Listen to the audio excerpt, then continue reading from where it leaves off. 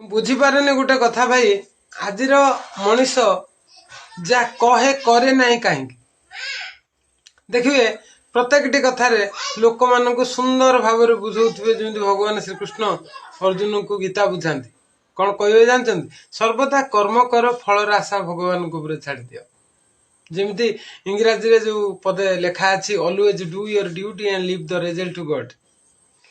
विचार करंतु लोक जने काम करने आगु आडभांस नहीं आसो एणे कहथो कि आज जीवन को भरोसा नहीं।